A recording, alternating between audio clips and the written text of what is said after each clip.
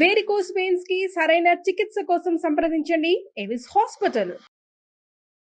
నమస్తే రమ్మగారు. నమస్తే జయ. మాఘమాసంలో ఆదివారాలకి ప్రత్యేకమైన స్థానం ఉంది, విశిష్టత ఉంది. ఈ ఆదివారాలు ఎలాంటి నియమాలు పాటించాలి రమ్మగారు? మాఘం అంటేనే సౌరమాసం కదా, అవును.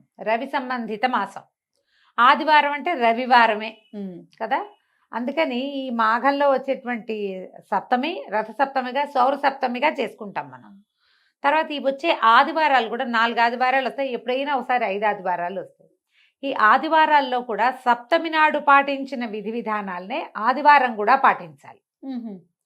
మాఘపు ఆదివారాలు తెల్లవారే నిద్రలేవటం, సూర్యోదయం అవుతూనే స్నానం చేసి ఉదయిస్తున్న సూర్యబింబానికి అర్ఘ్యం ఇచ్చి నమస్కారం చేసుకోవటం, పొద్దున్నే పాలు పొంగిచ్చేయటం. ఇప్పుడు దండం పెట్టుకుని 11ంటికి పాలు పొంగిస్తా అనకూడదు. ఓకే. మాఘాదివారం చేయటము అంటే తెల్లవారే ఎండకి పోకుండా పాయసం చేసేసేయాలి. పాలు పొంగించి అందులో బియ్యం వేసి బెల్లం కలిపి మధురమైన పాయసం చేసి కొంచెం నెయ్యి వేసి సూర్యరశ్మి ఎక్కడ పడుతుందో అక్కడ పెట్టి నివేదన చేయగలిగితే మరి మహత్తరంగా ఉంటుంది మన అవకాశం. ఈ చిక్కుడాకులు చిక్కుడుకాయల రథాలు అవన్నీ మీకు దొరికితే దొరికినట్టు, దొరకపోయినా మనం సూర్యారాధన చేసుకోవచ్చు. ఆదిత్య హృదయం చదువుకోవటం ఈ రోజున 5 సార్లు, 3 సార్లు కానీ 5 సార్లు కానీ 9 సార్లు కానీ 11 సార్లు కానీ 21 సార్లు కానీ మీ శక్తి అనుసారం చదువుకోవటం. ఈ చేసిన పాయసాన్ని సూర్యుడికి నివేదన చేయటం. ఈ సూర్య నివేదన వల్ల సాధారణంగా మనం ఈ దైవాన్ని అర్చిస్తే మనకి ఫలితం లభిస్తుంది అని చెప్పుకుంటాం.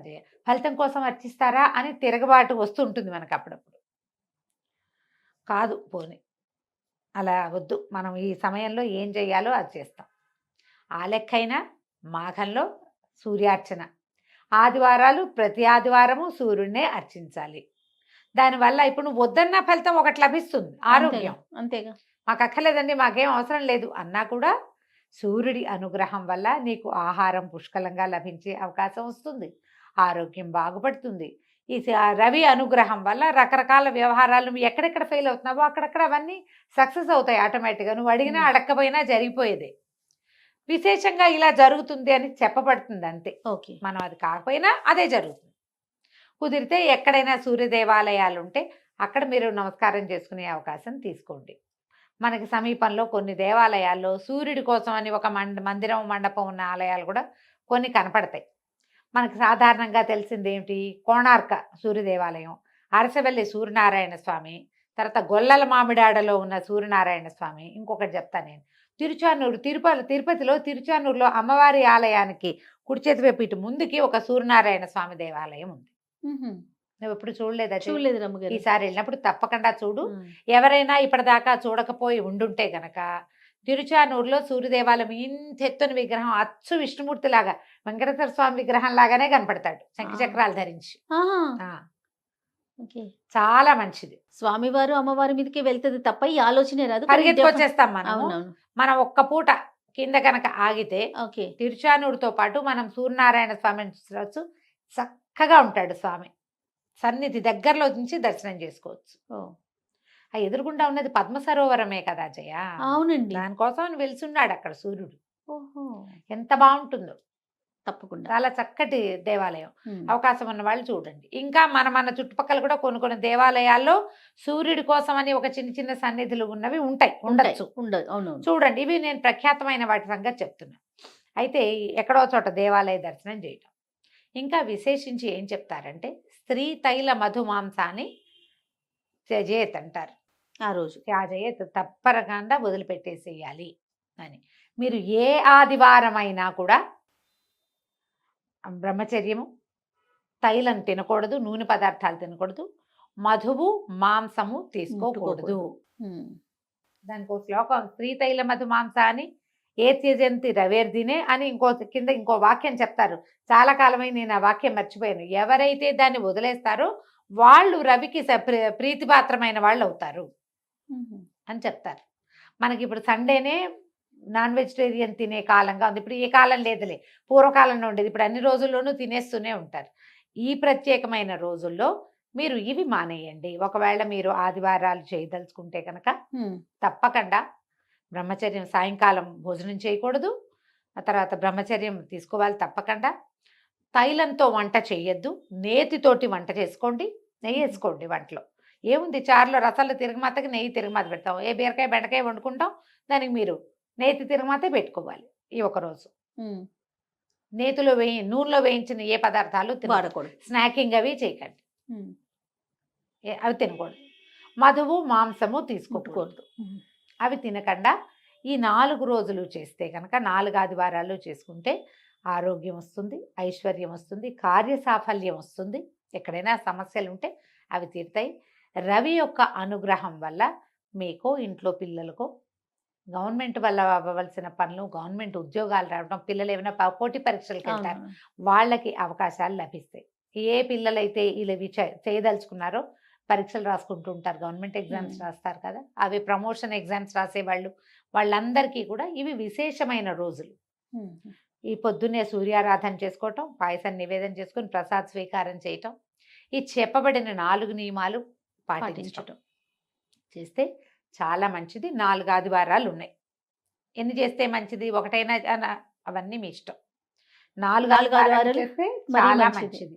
4 ఆదివారాలు చేసి ఒక సప్తమి అంటే 5 సార్లు ఈ విధానాన్ని మీరు అవలంబించగలిగితే, విశేషించి మాఘంలో ఉన్న ఈ ఆదివారాలు ప్రత్యేకమైనవి కాబట్టి సుసంపన్నం చేసుకోండి. మనకు అవకాశం ఉన్నప్పుడు ఏముంది, ఈ ఏడాది పోనీ ఒకవేళ చేయలేకపోయామనుకో, అదేదో బాధపడద్దు, వచ్చే సంవత్సరం చేసుకుందాం. 4 కాకపోతే ఒకటైనా చేసుకుందామని ఒకసారైనా చేయటం, ఏదో ఒకటి చేయండి, మానేయకుండా. అవునా? వీటితో పాటు ఏదైనా దేవాలయ దర్శనం కుదిరితే అది కూడా చూడండి. ఈ మాఘంలో ఒక్కరోజైనా మనం చెప్పుకున్న ఈ దేవాలయాల్లో ఏదో ఒక దానికైనా సరే వెళ్ళి రావడానికి, ఆ దర్శనం చేయడానికి ప్రయత్నం చేసుకుని చూసుకోండి, చాలా మంచిది. రైట్. విశేషించి ఏదైనా స్కిన్ ప్రాబ్లమ్స్ ఉన్న వాళ్ళకి ఆరోగ్యం భాస్కరాది ఇచ్చేది ఇదే వాక్యం. స్కిన్ ప్రాబ్లమ్స్ ఉన్న వాళ్ళకి ఈ సౌర ఆరాధన చాలా మంచిది, చాలా విశేషమైంది. పైగా ఏంటంటే మనకి సూర్యుడు అనగానే ఈయన కనపడతాడు కాబట్టి మనం దైవంగా విశేషించి ఆరాధన సాధారణంగా చేయం. కానీ మన విధానాల్లో ఎలా ఉంటుందంటే మనకి 3 ఇవి చెప్తారు, ఏమంటారు, మన పంచాయతనం విధి.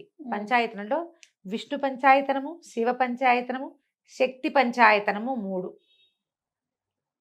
ఈ 3ట్లలోనూ సూర్యుడు ఉన్నాడు. ఈ పంచాయతనంలో విష్ణు పంచాయతనం అనుకో, విష్ణువు మధ్యలో ఉంటాడు. శివుడు, అంబిక, వినాయకుడు, సూర్యుడు, వీళ్ళు 4 పక్కల ఉంటారు. శివ పంచాయతనం అనుకో, శివుడు లింగమూర్తి మధ్యలో ఉంటాడు. విష్ణువు, అంబిక, సూర్యుడు, వినాయకుడు 4 పక్కల ఉంటారు. ఒకవేళ అమ్మవారు అనుకో, శక్తి పంచాయతనం అయితే దుర్గ మధ్యలో ఉంటుంది. శివుడు, విష్ణువు వెనకాల ఉంటారు, సూర్యుడు, వినాయకుడు ముందు ఉంటారు. చూడు, సూర్యుడు ఎంత కామన్ గా ఉన్నాడు, వినాయకుడు ఎట్లాగో సూర్యుడు ఎట్లా కదా. అవును. మనం వినాయకుడికి ప్రత్యేకంగా ఒక రోజు పెట్టుకున్నాం, వినాయక చవితి. ఆయనకి ప్రత్యేకంగా స్వరూపం చేయాలి, బెల్లం ముక్క పెట్టాలి, ఏమిటో చాలా చేయాలి. అవును. విష్ణువుకి అలంకారం చేయాలి, శివుడికి నీళ్లు పోయాలి, ఇన్ని చేయాలి. సూర్యుడికి ఏం చేస్తావు నువ్వు, పొద్దున్న లేచి దండం ఒకటి పెడితే చాలదు. సింపుల్ కదా, చాలా చాలా సింపుల్. మనం సూర్యుడికి దండం పెడితే విష్ణుమూర్తికి దండం పెట్టినట్టు అంతే. నీకు 2 అధికం ఫలం కదా. ఒకదాంతో సూక్ష్మంలో మోక్షం. ఒక్క సూర్యుడికి దండం పెడితే నువ్వు విష్ణువుకి దండం పెట్టినట్టు అంతే. ఒక్క సూర్యుడికి నమస్కరిస్తే మిగిలిన 4 దైవాలని నువ్వు స్పృశించినట్లే. విష్ణువు, శివుడు, శక్తి, వినాయకుడు 4 నువ్వు ముట్టుకున్నట్టే. అందుకని పొద్దున్నే లేచి దండం పెట్టుకోండి, పొద్దున్నే లేవండి, ఇది ఒక పాట. లే లే లే అని లేపుతూ ఉండాల్సి వస్తుంది. పొద్దున్నే లేవండి. మీ చాలా ఆరోగ్య సమస్యలు, చాలా ఆర్థిక సమస్యలు, దైవ సంబంధమైనవి, ఈ మన గ్రహాల వల్ల వచ్చే బాధలు సగానికి పైగా తీరిపోతాయి. గ్రహస్థితి బాగుండని వాళ్ళకి నిద్ర లేవకపోతే ఇంకా అధ్వానంగా ఇంకా పోతారు. చక్కగా పొద్దునే లేచి దండం పెట్టుకోండి. మాఘాదివారాలు ఈ సంవత్సరం 4 ఆదివారాలు వచ్చినాయి, వీటిని సుసంపన్నం చేసుకోండి, చెడగొట్టుకోకుండా, సమయం వృధా చేసుకోకుండా. తప్పకుండా. నమస్తే.